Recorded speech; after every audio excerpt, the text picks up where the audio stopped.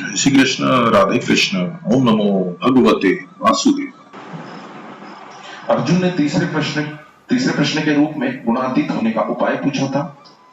उसका उत्तर भगवान आगे के श्लोक में देते। यद्यपि भगवान ने इसी अध्याय के 19वें-20वें श्लोक में गुणों का अतिक्रमण करने का उपाय बता दिया था, तथापि अर्जुन ने 21वें श्लोक में गुणातीत होने का उपाय पूछ लिया।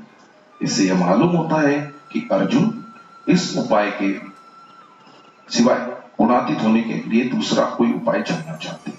अतः अर्जुन को भक्ति का अधिकारी समझकर भगवान उसको गुणातीत होने का उपाय भक्ति बताते हैं। इन पदों में उपासक, उपास्य और उपासना ये तीनों आ गए। अभिचारिण पद का तात्पर्य है कि दूसरे किसी का भी सहारा न हो। सांसारिक सहारा तो दूर रहा, ज्ञान योग, कर्म योग आदि योगों साधनों का भी सहारा न हो। और भक्ति योग पद का तात्पर्य है कि केवल भगवान का ही सहारा हो, आश्रय हो, आशा हो, बल हो, विश्वास हो। इस तरह अव्यभिचारिण पद से दूसरों का आश्रय लेने का निषेध करके भक्ति योग पद से केवल भगवान का ही आश्रय लेने की बात कही है। सेवते पद का तात्पर्य है कि अव्यभिचारी भक्ति योग के द्वारा भगवान का भजन करे, उनकी उपासना करे, उनके शरण हो जाए, उनके अनुकूल चले। जो अनन्य भाव से केवल भगवान के ही शरण हो जाता है, उसको गुणों का अतिक्रमण करना ही नहीं पड़ता, प्रत्युत भगवान की कृपा से उसके द्वारा स्वतः गुणों का अतिक्रमण हो जाता है। वह गुणों का अतिक्रमण करके ब्रह्म प्राप्ति का पात्र अधिकारी हो जाता है।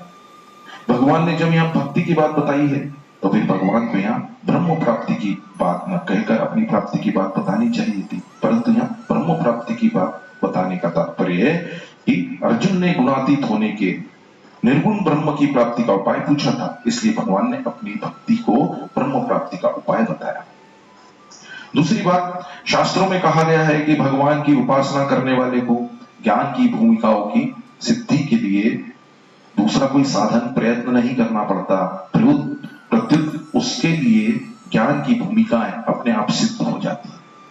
उसी बात को लक्ष्य करके भगवान यह कह रहे हैं कि अव्यभिचारी भक्ति योग से मेरा सेवन करने वाले को ब्रह्म प्राप्ति का पात्र बनने के लिए दूसरा कोई साधन नहीं करना पड़ता, प्रत्युत वह अपने आप ब्रह्म प्राप्ति का पात्र हो जाता है। परंतु वह भक्त ब्रह्म प्राप्ति में संतोष नहीं करता। उसका तो यही भाव रहता है कि भगवान कैसे प्रसन्न, भगवान की प्रसन्नता में ही उसकी प्रसन्नता होती है। तात्पर्य यह निकला कि जो केवल भगवान के ही परायण है, भगवान में ही आकृष्ट है, उसके लिए ब्रह्म प्राप्ति स्वतः सिद्ध है। हाँ, वह ब्रह्म प्राप्ति को महत्व दे अथवा न दे, यह बात दूसरी है, पर वह ब्रह्म प्राप्ति का अधिकारी स्वतः हो जाता है। तीसरी बात, जिस तत्व की प्राप्ति ज्ञान योग, कर्म योग आदि साधनों से होती है, उसी तत्व की प्राप्ति भक्ति से भी होती है। साधनों में भेद होने पर भी उस तत्व की प्राप्ति में कोई भेद नहीं होता। भक्ति से साधक जो भी चाहता है उसी की प्राप्ति हो जाती है। जो साधक मुख्य रूप से ब्रह्म की प्राप्ति अर्थात मुक्ति, तत्व ज्ञान चाहता है, उसको भक्ति करने से ब्रह्म की प्राप्ति हो जाती है, क्योंकि ब्रह्म की प्रतिष्ठा भगवान ही है। ब्रह्म समग्र भगवान का ही एक अंग है, स्वरूप है। 13वें अध्याय के 10वें श्लोक में भी भक्ति को ज्ञान प्राप्ति का साधन बताया गया है। श्रीमद् भागवत में सगुण की उपासना को निर्गुण गुणों से अधिक बताया है। इसलिए सगुण की उपासना करने वाला तीनों गुणों से अतीत हो जाता है। सगुण भगवान भी गुणों के आश्रित नहीं है, प्रत्युत गुण उनके आश्रित है। जो सत्व, रज, तम गुणों के वश में है, उसका नाम सगुण नहीं है, प्रत्युत जिसमें असीम ऐश्वर्य, माधुर्य, सौंदर्य, औदार्य आदि अनंत दिव्य गुण नित्य विद्यमान रहते हैं, उसका नाम सगुण है। भगवान के द्वारा सात्विक, राजस अथवा तामस क्रियाएं हो सकती हैं, पर वे उन गुणों के वश में नहीं होते। भगवान की तरफ चलने से भक्त स्वतः और सुगमता से गुणातीत हो जाता है। इतना ही नहीं, उसको भगवान के समग्र रूप का भी ज्ञान हो जाता है।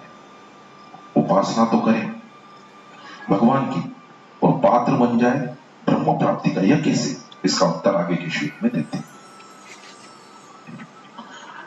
मैं ब्रह्म की प्रतिष्ठा आश्रय हूं, ऐसा कहने का तात्पर्य ब्रह्म से अपनी अभिन्नता बताने में है।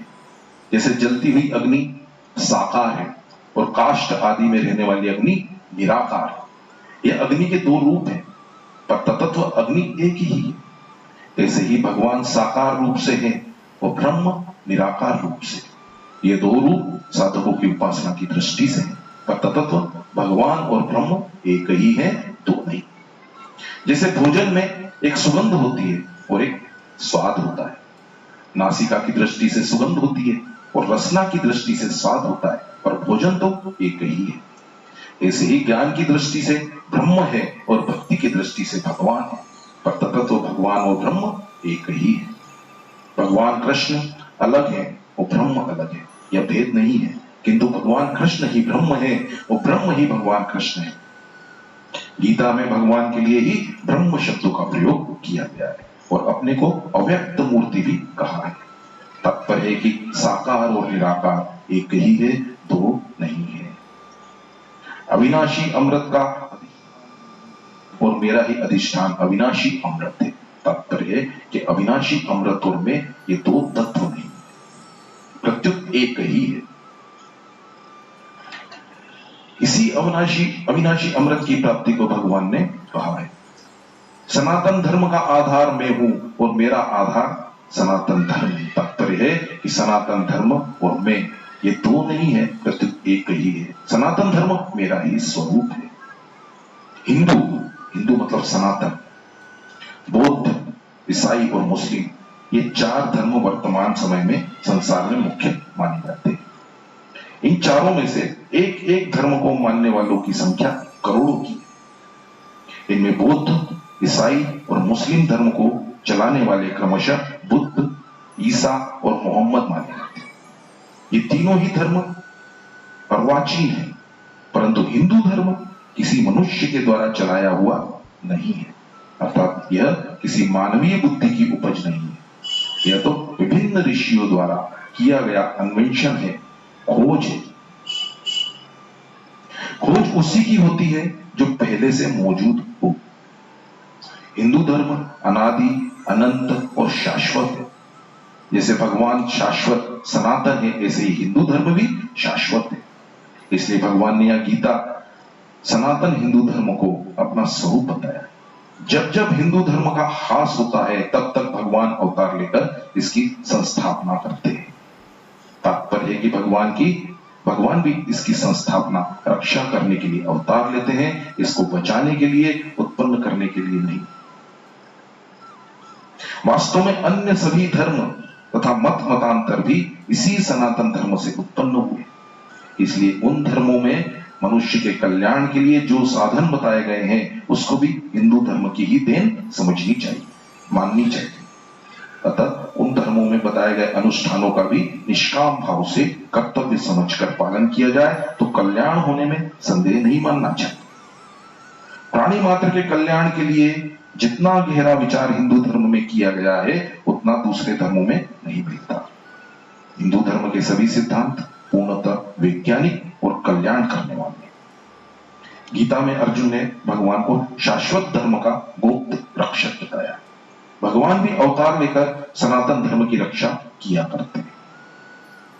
एकांतिक सुख का आधार मैं हूं और मेरा आधार एकांतिक सुख है, अर्थात मेरा ही स्वरूप एकांतिक सुख है। भगवान ने इसी एकांतिक सुख को अक्षय सुख, आत्यांतिक सुख और अत्यंत सुख नाम से कहा है।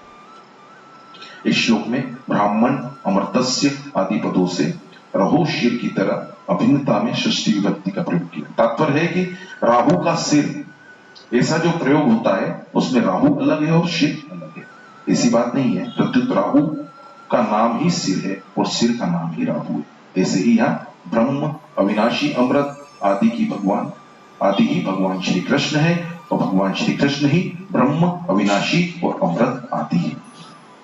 ब्रह्म कहो चाहे श्री कृष्ण कहो, और कृष्ण कहो चाहे ब्रह्म कहो, अविनाशी अमृत कहो चाहे कृष्ण कहो, तो कृष्ण कहो चाहे अविनाशी अमृत कहो, शाश्वत धर्म कहो चाहे कृष्ण कहो, तो कृष्ण कहो चाहे शाश्वत धर्म कहो।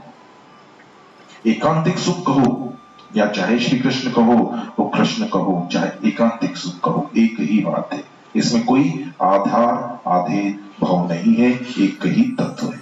इसलिए भगवान की उपासना करने से ब्रह्म की प्राप्ति होती है, ये बात ठीक ही है। ब्रह्म तथा अविनाशी अमृत का आश्रय मैं हूं, यह निर्गुण निराकार की तथा ज्ञान योग की बात है। शाश्वत धर्म का आश्रय मैं हूं, यह सगुण साकार की तथा कर्म योग की बात है। और एकांतिक सुख का आश्रय मैं हूं, यह सगुण निराकार की तथा ध्यान योग की बात है। तात्पर्य यह हुआ कि मेरी सगुण साकार की उपासना करने से, मेरा आश्रय लेने से ज्ञान योग, कर्म योग और ध्यान योग तीनों सिद्ध हो जाते हैं। तीनों से एक ही तत्व की प्राप्ति होती है, जिसको समग्र कहते हैं।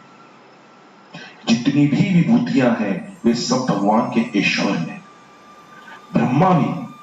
ब्रह्म भी भगवान की एक विभूति है, ईश्वर है।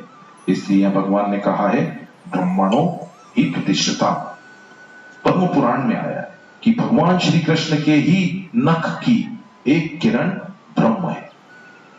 भगवान शंकर कहते हैं जिनके नख चंद्र की कांति रूप ब्रह्म का देवतागण ध्यान करते हैं, उन त्रिगुणातीत वृंदावन महेश्वर भगवान श्री कृष्ण की मैं वंदना करता हूं।